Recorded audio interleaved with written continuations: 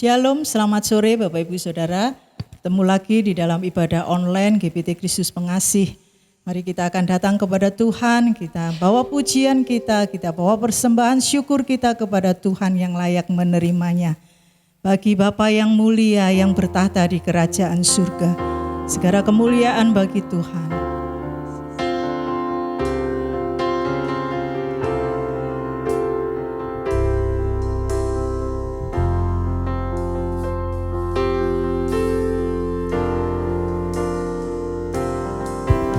Bagi Bapa yang mulia yang bertahta di kerajaan surga, bagi Anak Domba Yesus Kristus Tuhan, Engkau layak disembah.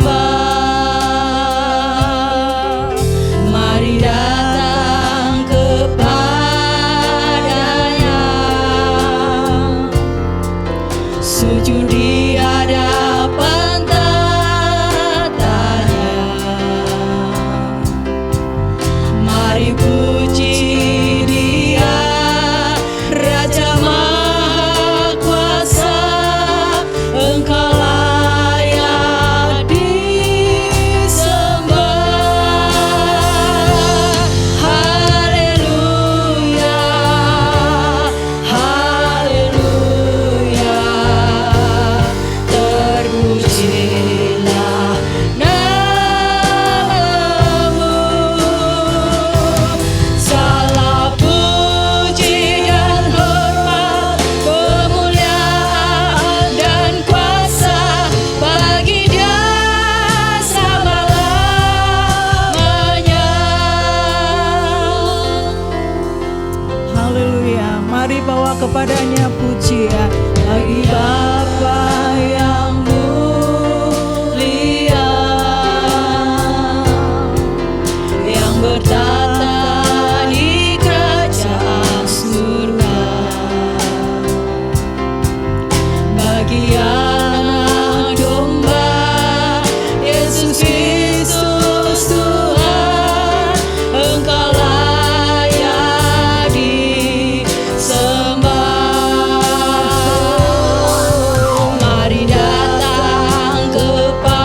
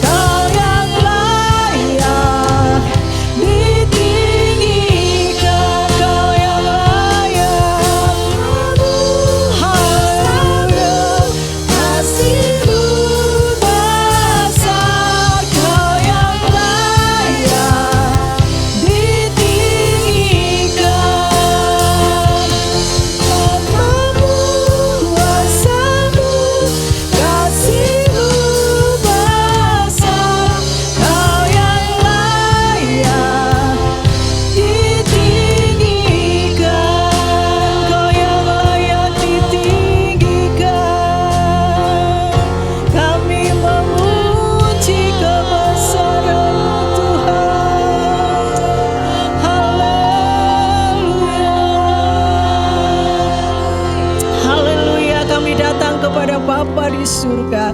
Sore hari ini ya Tuhan, hati kami melimpah dengan ucapan syukur. Kami mau memuji Engkau sebab Tuhan kami yang besar. Engkau Tuhan kami yang berkuasa. Engkau Tuhan kami yang memiliki kuasa yang di atas segala-galanya ya Tuhan. Dan kami mau memuji Engkau pada sore hari ini.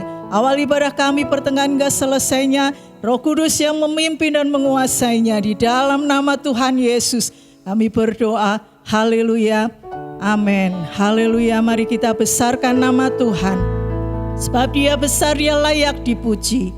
Haleluya.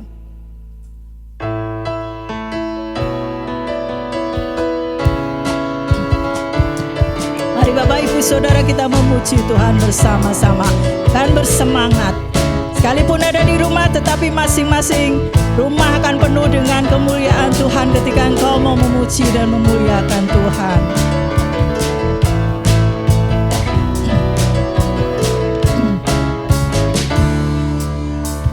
Besarlah Tuhan dan layak dipuji. Besarlah namanya, kekalah kuasanya. Aman berlindung dalam naungannya. Ya Tuhan bagi kita, di pihak kita. Terpujilah Tuhan, terbukti kuasanya. Amin. Dia telah menunjukkan kasih-Nya pada kita. Sebab Tuhan telah bangkit menyayangi kita. Terpujilah Tuhan, terpuji kuasanya. Yesus Tuhan perkasa. Haleluya. Mari besarkan Tuhan. Haleluya.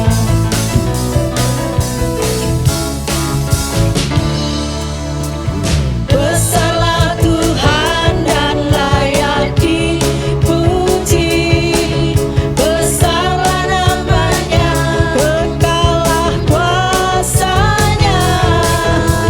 Aman berlindung dalam naungannya. Ya Tuhan bagi kita, di pihak kita. Terpujilah Tuhan, terbukti kuasanya. Yang telah menunjukkan kasih-Nya pada kita. Sebab Tuhan telah bangkit menyayangi kita.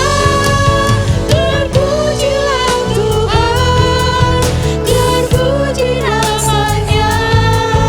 Yesus Tuhan perkasa. Yesus Tuhan perkasa. Yesus Tuhan perkasa. Yesus Tuhan perkasa. Amin. Perkasa. Haleluya. Puji nama Tuhan.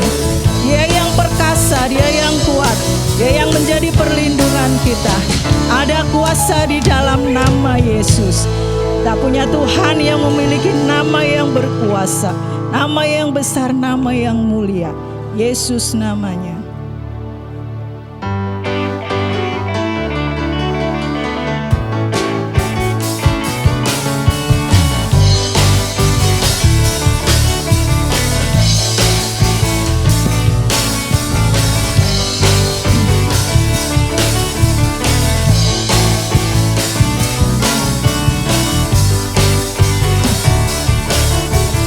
Haleluya, namanya Tuhan, namanya Tuhan.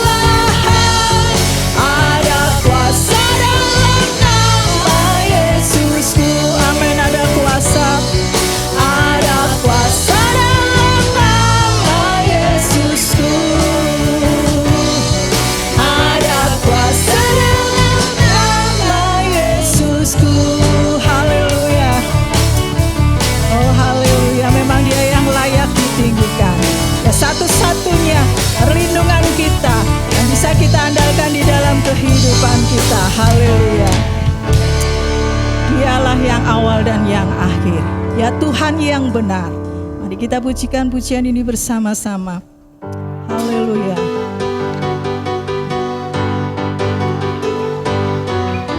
Haleluya.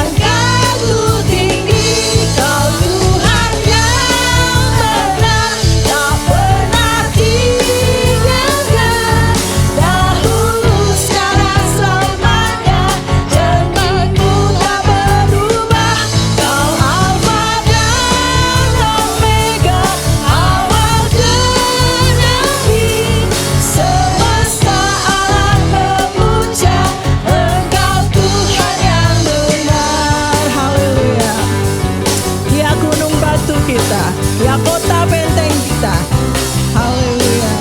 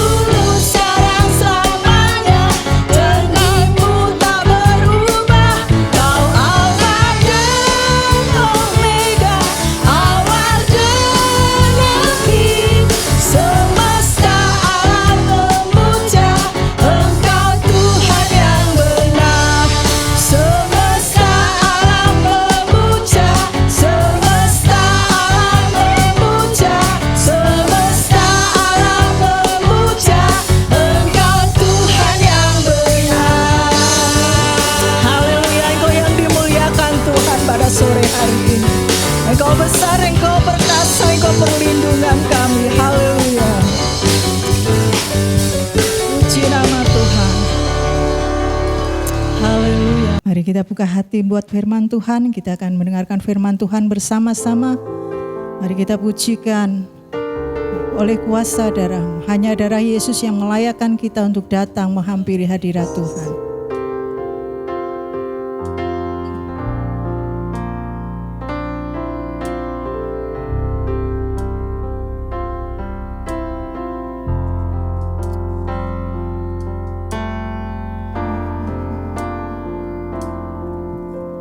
Saat ku masuk ke hadirat-Mu, bawa persembahan ke tempat kudus-Mu, pujian ku naikkan, sembah ku berikan bagi-Mu Tuhan yang mulia.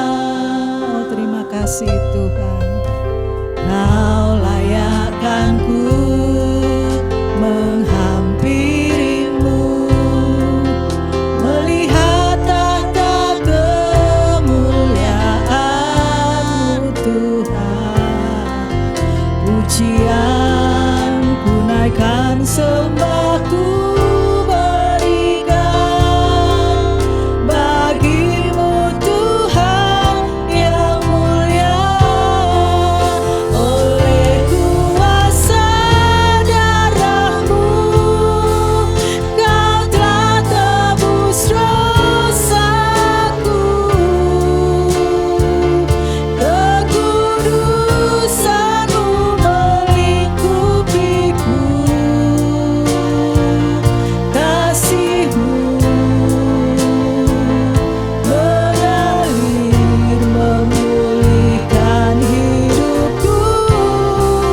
Sungguh besar anugerah-Mu, Kau selamatkan hidupku. Untuk menjadi ciptaan yang baru oleh kuasa darah-Mu.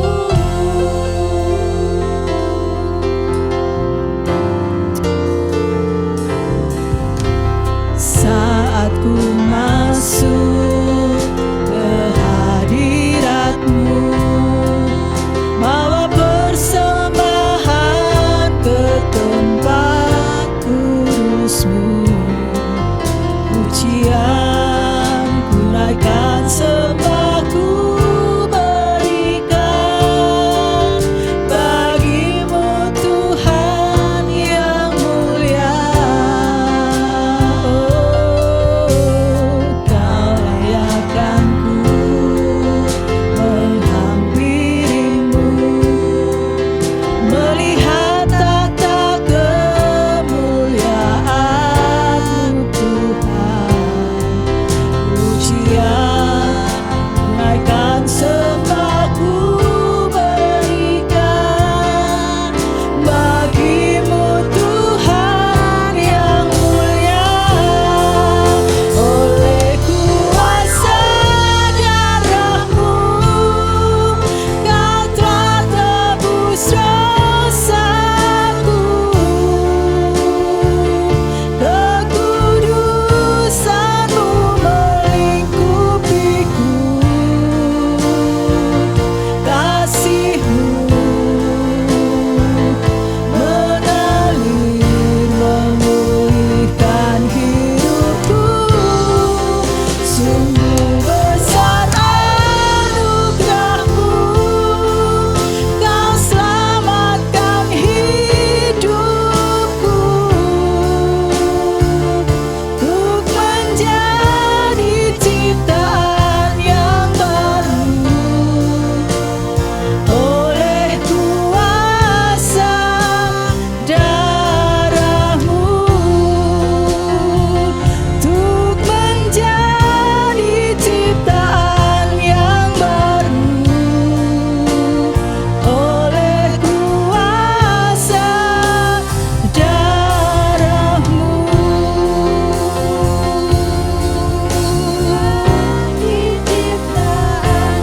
Amin, haleluya. Oleh kuasa darah-Mu.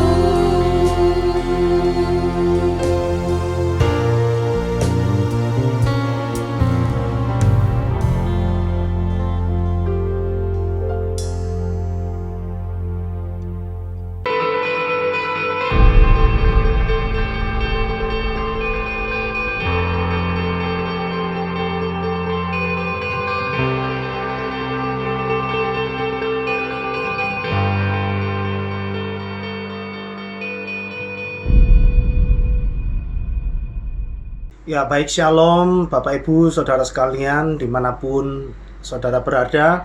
Salam terkasih buat saudara yang ada di rumah.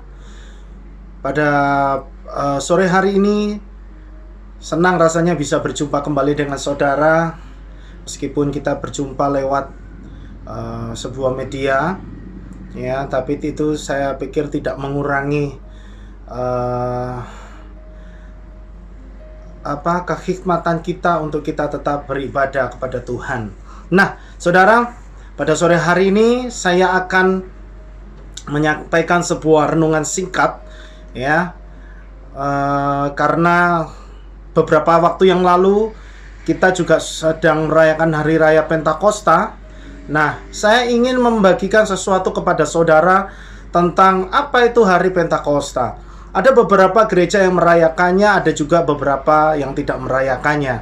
Saya tidak tahu apakah saudara saat ini sudah pernah merayakannya atau belum. Tapi saya akan sedikit memberitahukan kepada saudara tentang apa itu Pentakosta. Nah, saya akan berbicara mengenai sejarah sebuah Pentakosta. Nah, saudara, yang orang-orang tahu, Pentakosta adalah hari ke-50 setelah kebangkitan Yesua. Jadi ada hari ke-50 setelah kebangkitan Yesua, di mana hari itu adalah hari di mana para murid mendapatkan pencurahan Roh Kudus. Nah, dari cerita itu kita tahu bahwa dari setelah terjadi kegerakan massal itu, ada sekitar 3.000 orang yang bertobat, saudara. Ya, jadi di hari Pentakosta itu adalah di mana hari para murid menantikan pencurahan Roh Kudus. Para murid menantikan janjinya Yesua untuk mencurahkan Roh Kudusnya kepada para murid. Dan memang itu benar-benar terjadi, sehingga kita tahu ceritanya bahwa ketika Roh Kudus dicurahkan, saudara bisa lihat di situ dikatakan di dalam kitab suci bahwa ada lidah-lidah api yang turun atas mereka, dan saat itu mereka bisa berbahasa yang lain. Ya, mereka bisa bahasa yang asing, bahasa di luar orang-orang Ibrani, saudara. Dan setelah itu kita tahu bahwa dari peristiwa itu ada ribuan, bahkan ada 3.000 orang yang bertobat. Nah, saudara, pada sore hari ini saya ingin men-sharekan sedikit tentang apa itu Pentakosta, saudara. Ya, sebenarnya ya, Pentakosta itu adalah penggenapan, ya, adalah sebuah penggenapan dari peristiwa yang kita tahu atau yang saudara mungkin belum tahu, namanya perayaan Shavuot, saudara. Nah, saudara perlu tahu bahwa hampir seluruh peristiwa di dalam kitab suci kita, terutama peristiwa-peristiwa yang besar, itu adalah penggenapan, ya, peristiwa-peristiwa yang terjadi di zaman Perjanjian Baru itu adalah penggenapan dari peristiwa yang terjadi di dalam Perjanjian Lama, saudara.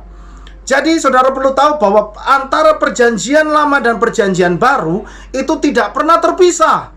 Meskipun secara zaman itu terpisah, saudara, tetapi Yesus sendiri mengatakan bahwa Yesus sendiri tidak pernah mengubah Torah, tidak pernah mengubah isi Torah. Itu menandakan bahwa apa yang terjadi di dalam Perjanjian Lama, ya, itu digenapi di dalam Perjanjian Baru, saudara. Nah, termasuk peristiwa Pentakosta ini. Nah, itulah sebabnya saya akan memberikan sedikit informasi kepada saudara. Saya ingin men-sharekan sesuatu supaya kita mengerti, saudara, bahwa hari Pentakosta itu bukan hanya sekedar hari di mana para murid menerima pencurahan Roh Kudus dan ada 3.000 orang bertobat. Tetapi saudara perlu tahu bahwa Pentakosta, hari raya Pentakosta itu sebenarnya merupakan penggenapan daripada hari raya Shavuot. Nah, saya ingin saudara tahu sebenarnya apa itu perayaan Shavuot. Mungkin dari kita banyak yang belum tahu, saudara, apa itu perayaan Shavuot. Ya, perayaan Shavuot itu adalah perayaan. Jadi Shavuot itu artinya adalah 7 minggu, saudara. Ya, 7 minggu. Sebenarnya itu perayaan 7 minggu dari apa? Dari hari raya Pesah, saudara. 7 minggu setelah Pesah, mereka merayakan Shavuot, saudara. Nah, saudara, apa itu perayaan Shavuot? Perayaan Shavuot adalah sebuah perayaan yang dirayakan untuk memperingati sebuah peristiwa di mana Bapa Yahweh menurunkan Torah atau Taurat yang kita kenal selama ini Taurat, menurunkan Torah dalam bentuk 10 perintah Elohim kepada Musa, atau sebenarnya nama Musa itu Moshe, saudara. Ya. Jadi, peristiwa di mana Elohim Yahweh atau Bapa Yahweh menurunkan Torah dalam bentuk 10 perintah Elohim kepada Musa di atas gunung Sinai, saudara. Nah, saudara perlu tahu kenapa saya katakan ada Pentakosta merupakan penggenapan dari perayaan Shavuot, karena ada beberapa peristiwa yang juga mirip, saudara. Ya, ada beberapa kemiripan peristiwa. Nah, saya akan bagikan kepada saudara apa saja kemiripannya. Yang pertama, di dalam Perjanjian Lama, peristiwa Shavuot adalah peristiwa di mana Bapa Yahweh menebus umat Israel dengan membawa mereka keluar dari Mesir. Saudara bisa baca itu di dalam Keluaran pasal 6 ayat 6. Saya akan bacakan buat saudara. Keluaran pasal 6 ayat yang ke-6. Demikian bunyi firman Tuhan. Oleh karena itu, katakanlah kepada Bani Israel, Akulah Yahweh, dan aku akan membawamu keluar dari kerja paksa orang Mesir, dan aku akan melepaskan kalian dari perbudakan mereka, dan aku akan menebusmu dengan tangan yang terentang dan dengan penghakiman yang dahsyat. Jadi saudara, bangsa Israel itu ditebus oleh Bapa Yahweh dengan cara mengeluarkan mereka dari Mesir. Ya, itu tanda bahwa Bapa Yahweh ingin mengambil miliknya, ya, supaya keluar dari perbudakan. Ingat itu saudara. Dan itu digenapi dalam Perjanjian Baru ketika Yeshua mati di atas kayu salib dan dia bangkit. Untuk apa, saudara? Ya, saya masih teringat dengan omongan Bapak Gembala, ya, bahwa kita orang-orang di luar Israel itu bukan ditebus, saudara, tapi kita orang-orang yang di luar Israel itu dibeli. Ya, kita dibeli dengan harga yang tunai dibayar, saudara. Nah, jadi peristiwa keluarnya bangsa Israel dari Mesir itu ditebus di dalam Perjanjian Baru itu digenapi peristiwa itu, ya, dengan peristiwa Yeshua mati di atas kayu salib dan dia bangkit pada hari yang ketiga. Dia membeli kita dengan harga yang tunai supaya kita selamat, saudara. Itu satu peristiwanya yang mirip. Ya, nanti saya akan jelaskan apa korelasinya, saudara. Kemudian yang kedua, peristiwa, ya, peristiwa ketika Tuhan menurunkan 10 perintah Elohim kepada Mose di atas gunung Sinai, itu juga digenapi, saudara. Ya, digenapi di dalam Perjanjian Baru ketika Roh Kudus dicurahkan kepada para muridnya. Nah, sekarang saya akan jelaskan. Ketika Bapa Yahweh menurunkan 10 perintah kepada Mose, itu karena Bapa Yahweh ingin membuat perjanjian kepemilikan, saudara. Ya, jadi saudara dengarkan baik-baik. Ketika Tuhan menurunkan 10 perintah Elohim kepada Mose, itu sebagai bentuk bahwa Bapa Yahweh ingin membuat perjanjian dengan orang Israel, yaitu perjanjian kepemilikan. Ya, perjanjian kepemilikan artinya apa? Bahwa Bapa Yahweh ingin mengikat mengadakan sebuah perjanjian sebagai pengikat kepada bangsa Israel, supaya bangsa Israel itu sah jadi miliknya, saudara. Itu sah jadi miliknya, saudara. Ya. Keluaran 19 ayat 5, saudara bisa baca di situ, ya. Keluaran 19 ayat 5.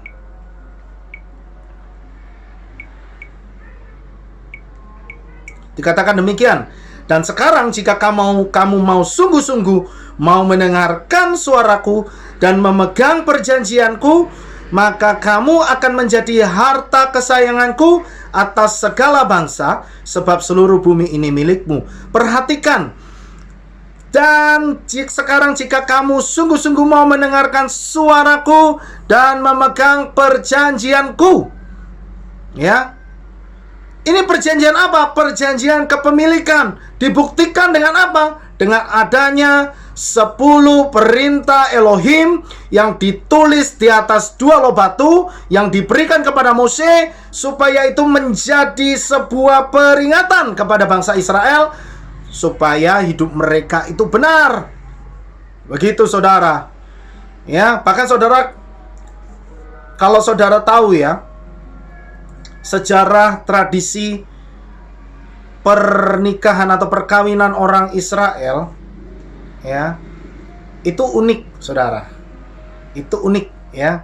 Makanya saudara bisa lihat ketika Yesua memberikan sebuah perumpamaan, ya, dia akan datang.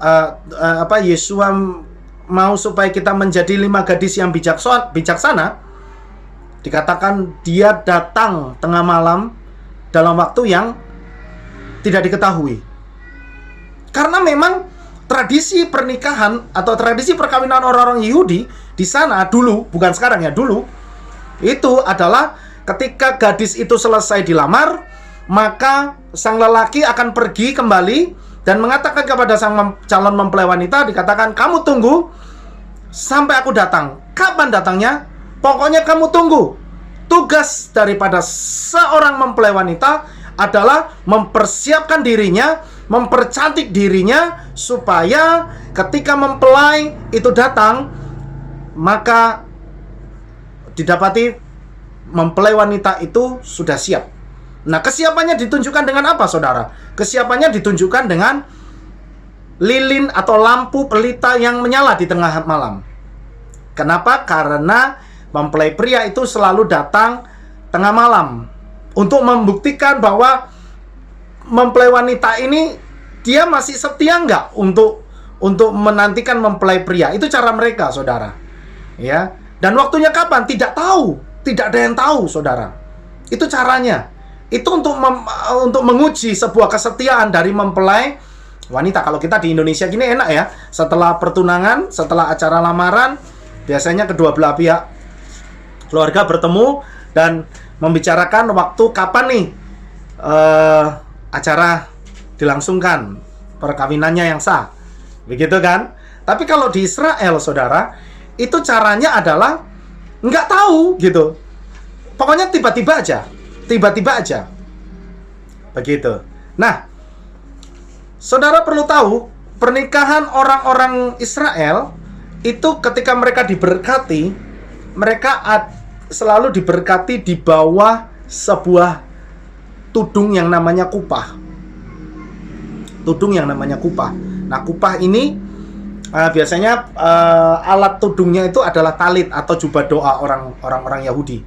Nah, kemudian mempelai ada duduk di bawahnya berdua, dan setelah itu mereka diberkati.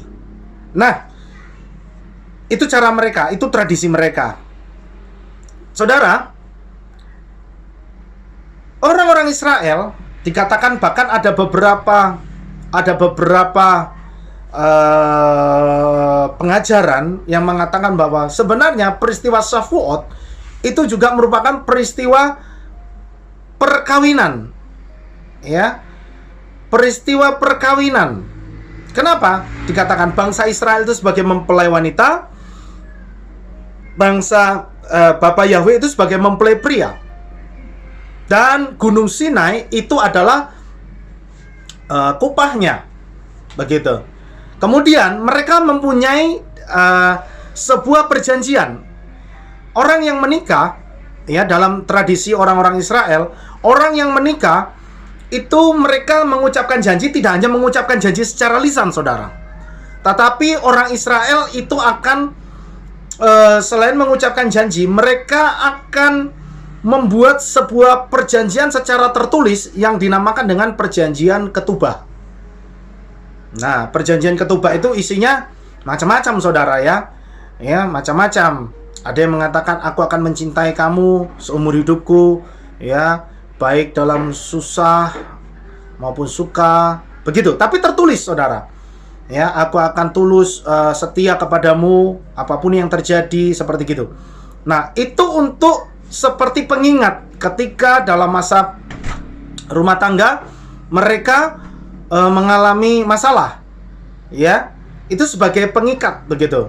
Maksudnya begini, kalau nanti ada suami yang mulai macam-macam nih, ya, istri bisa mengingatkan, ingat nih, kita masih ada di dalam ikatan perjanjian ketubah.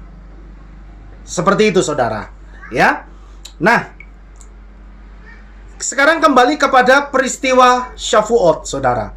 Peristiwa Syafuot itu juga merupakan peristiwa di mana Bapa Yahweh membuat sebuah perjanjian lewat 10 perintah Elohim yang diberikan kepada Moshe, yaitu perjanjian kepemilikan.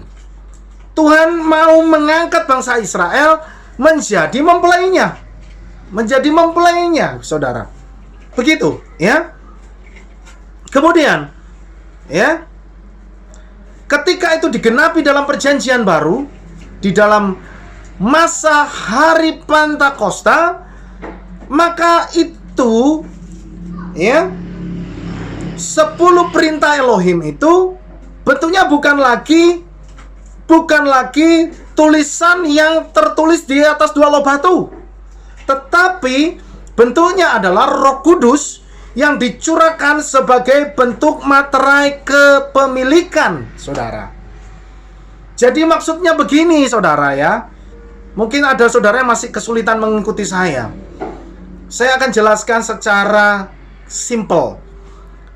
Peristiwa Syafuot adalah peristiwa di mana Torahnya Bapa Yahweh dalam bentuk 10 perintah, ya, Elohim yang ditulis di atas 2 loh batu. Ya. Tetapi di dalam hari raya Pentakosta itu disempurnakan. Torah itu dicurahkan, ya, melalui Roh Kudus. Jadi Torah itu, firman itu tidak lagi tertulis di atas 2 loh batu, tapi tertulis di dalam hati manusia. Tertulis di dalam hati orang-orang yang percaya kepada Bapa Yahweh. Begitu saudara. Ya, begitu. Ya. Jadi pada masa perjanjian lama, Torah itu ditulis di atas kedua loh batu. Dan itulah sebabnya banyak orang-orang, Tuhan melihat banyak orang-orang Yahudi, banyak orang-orang Israel melakukan Torah itu sebatas tradisi, sebatas kebiasaan. Kenapa? Karena Torah itu belum masuk di dalam hati mereka. Begitu. Ya. Tetapi di hari raya Pentakosta Tuhan menggenapinya. Yeshua. Ya.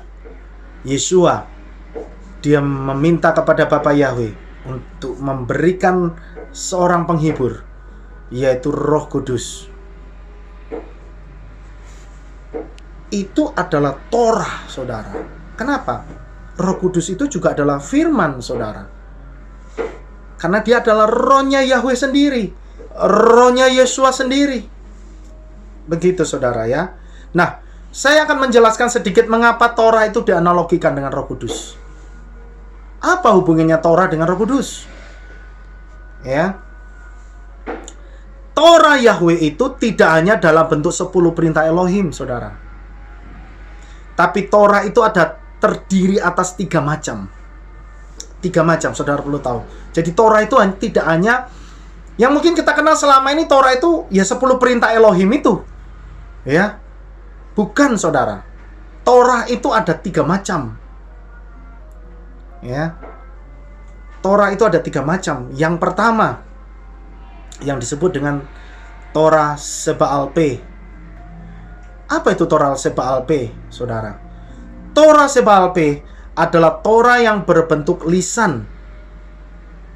Contoh, ketika Bapa Yahweh berfirman kepada Adam dan Hawa, ya, ngomong nih secara langsung, jangan makan buah. Semua buah yang di taman ini boleh engkau makan, tapi ada satu buah di mana ada satu pohon di mana buahnya tidak boleh kamu makan. Nah, itu adalah Torah. Itu Torah Sebalpe. Itu firman yang keluar secara lisan, yang langsung didengar secara audible, saudara. Nah, itu yang dikatakan Torah Sebalpe, yaitu Torah bentuknya lisan yang keluar dari mulutnya Bapa Yahweh sendiri dan didengar secara audible. Ya. Nah, itu dikatakan dengan Torah Sebalpe. Seperti contohnya juga Bapa Yahweh ngomong sama Abraham. Dikatakan, maka keturunanmu akan seperti bintang di langit dan pasir di laut. Itu Torah, saudara. Itu yang disebut dengan Torah.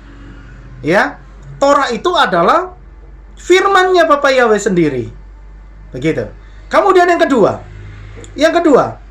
ada yang disebut dengan Torah Sebiktaf. Apa itu Torah Sebiktaf, saudara? Torah Sebiktaf adalah Torah yang ditulis. Contohnya seperti apa? Nah, contohnya seperti 10 perintah Elohim yang ditulis di atas 2 loh batu. Itu Torah Sebiktaf. Nah, kemudian ada macam yang ketiga, yaitu Torah Chaim. Apa itu Torah Chaim? Torah Chaim itu adalah Torah yang hidup. Torah yang hidup. Jadi apa maksudnya? Ya, Torah yang hidup. Begitu, saudara. Dia tidak lagi berbentuk tulisan, dia tidak lagi berbentuk seperti suara, tapi dia benar-benar hidup. Nah, pertanyaannya siapa Torah Chaim itu? Tidak lain dan tidak bukan, Torah Chaim itu adalah Yeshua sendiri. Ya. Satu-satunya ya manusia yang pernah hidup di muka bumi ini yang sempurna dalam melaksanakan Torah itu adalah Yeshua sendiri. Itulah sebabnya Yeshua dikatakan dia sebagai firman yang hidup. Dia Torah Chaim, dia Torah yang hidup. Ya. Nah, jadi ada 3, saudara. Itulah sebabnya ketika Yeshua akan naik ke surga, dia berpesan kepada murid-muridnya. Saudara bisa lihat itu di dalam cerita itu, ya. Dia berpesan kepada murid-muridnya supaya jangan sedih, karena dia akan meminta kepada Bapa untuk mengirim seorang penghibur. Siapa? Yaitu Roh Kudus. Siapakah yang dimaksud dengan Roh Kudus itu? Tidak lain adalah Roh-Nya Bapa Yahweh sendiri, Roh-Nya Tuhan Yeshua sendiri. Itulah Roh Kudus.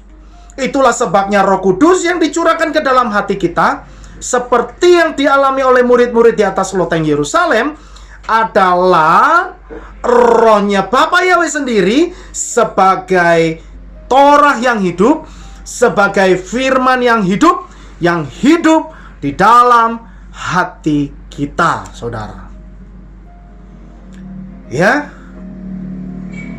Jadi semenjak hari Pentakosta itu, jadi saudara, kalau lucu sekali ya, kalau dikatakan ada banyak orang-orang Kristen mengatakan, ayo, ya ketika mereka merayakan hari Pentakosta, mereka minta lagi pencurahan Roh Kudus. Minta lagi pencurahan Roh Kudus. Tahun depan, minta lagi pencurahan Roh Kudus. Jadi tiap tahun minta pencurahan Roh Kudus. Berarti Roh Kudusnya keluar masuk, saudara. Ya. Bukan begitu. Setiap orang yang percaya kepada Bapa Yahweh, yang menerima Tuhan Yeshua Mesias sebagai juru selamat, maka dia akan mengalami baptisan roh. Gitu. Maka dia akan menerima Roh Kudus. Ada Roh Kudus masuk di dalam hatinya, saudara. Ya.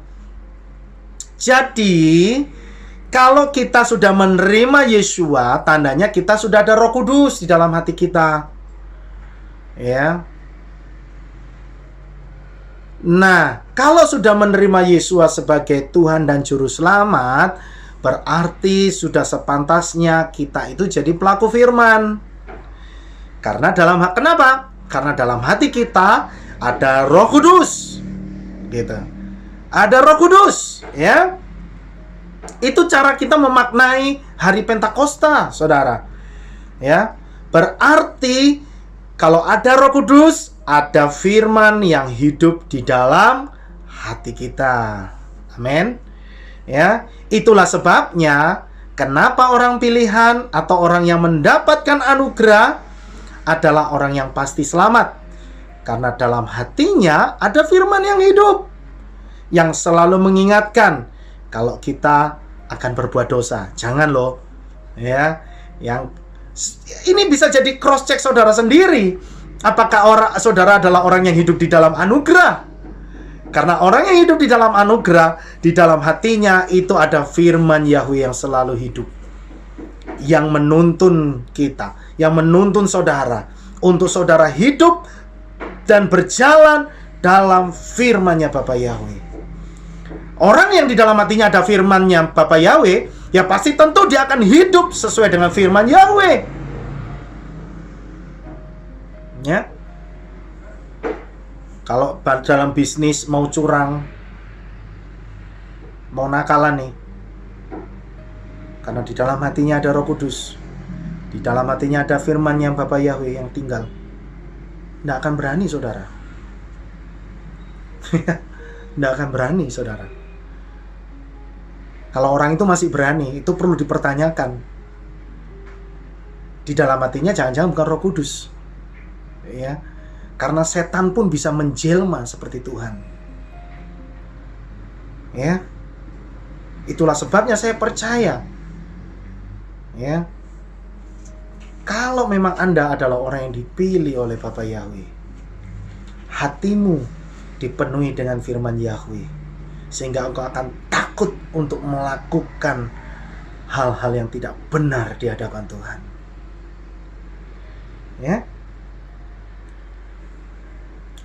Kalau kita menerima Roh Kudus, berarti menjadi miliknya Bapa Yahweh. Ya. Jadi saudara, Hosea 2 ayat 16, di situ jelas. Ya. Hosea 2 ayat 16. Saya akan bacakan kepada saudara. Maka akan terjadi pada hari itu, firman Yahweh, engkau akan memanggil aku suamiku, dan tidak akan lagi memanggil aku Baalku. Jadi jelas saudara, bahwa Bapa Yahweh itu ingin menjadikan umat Israel itu adalah mempelai wanita, dan Bapa Yahweh sebagai suaminya. Dan itu digenapi di dalam Perjanjian Baru. Yeshua adalah mempelai pria kita. Ya, dia dipersiapkan, kita dipertunangkan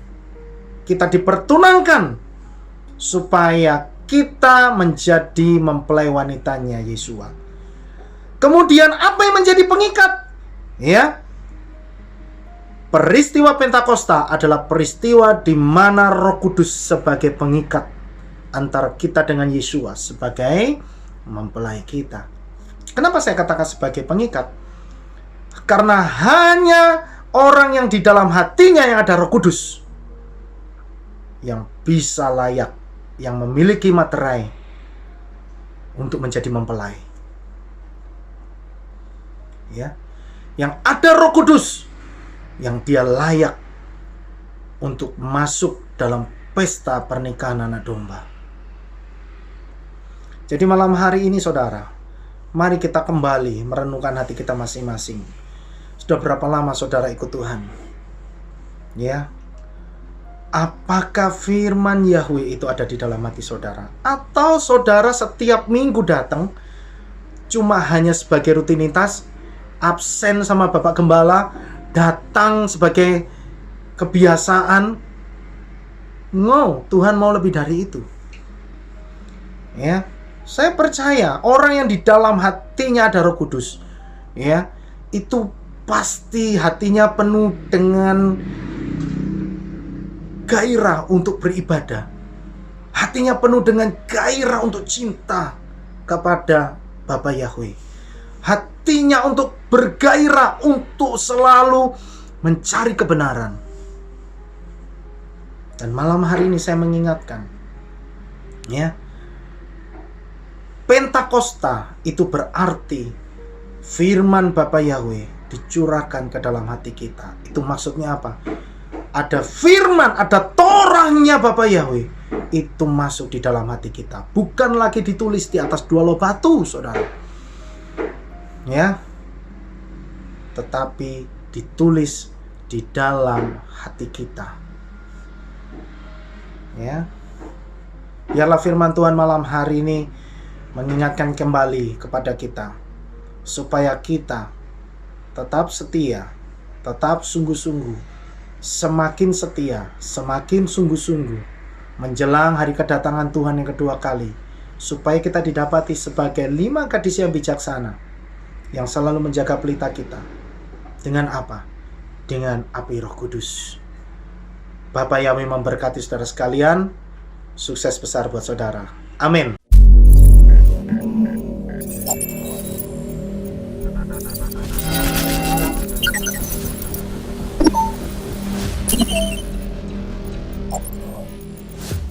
Kami masuk dalam perjamuan suci. Setiap kali menjadi suatu peringatan akan kematian Tuhan kita Yeshua HaMashiach, atau yang kita kenal Yesus Kristus. Dan ini menjadi suatu peringatan bahwa penebusan yang Ia lakukan bagi kita untuk keselamatan kita. Dan Dia ambil roti dan Dia berkata, ambillah, makanlah, inilah tubuhku yang diserahkan karena kamu. Firman Tuhan berbunyi demikian, bukankah roti ini adalah persekutuan kami di dalam tubuh Kristus. Amin. Dalam nama Tuhan Yesus kami makan bersama.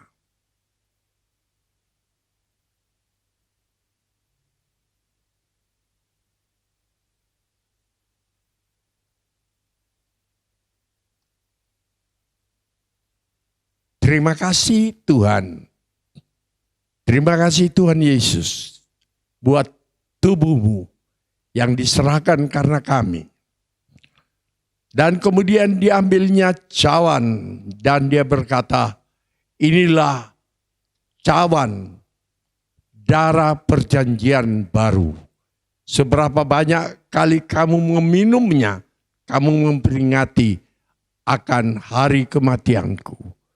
Kita akan angkat ini cawan, dan firman Tuhan berbunyi demikian, bukankah cawan ini adalah persekutuan kami di dalam darah Kristus.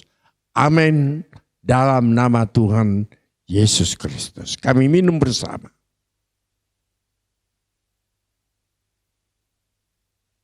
Terima kasih Bapa yang ada di dalam surga, buat penebusan yang Engkau berikan bagi kami, yang kami peringati setiap kali kami memakannya, dan kami mengingat akan pengorbanan-Mu.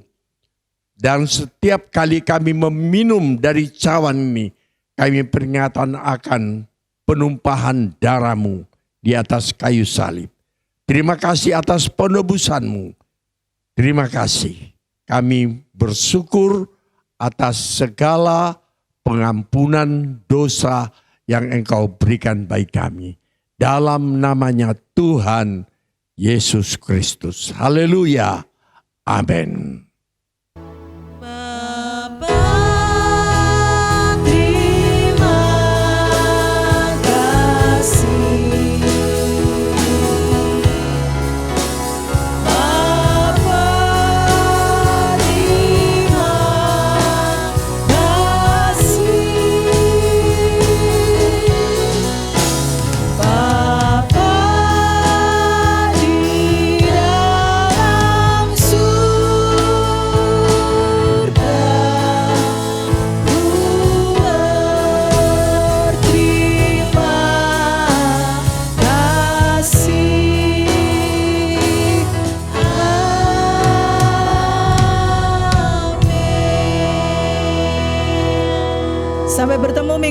datang. Tuhan Yesus memberkati.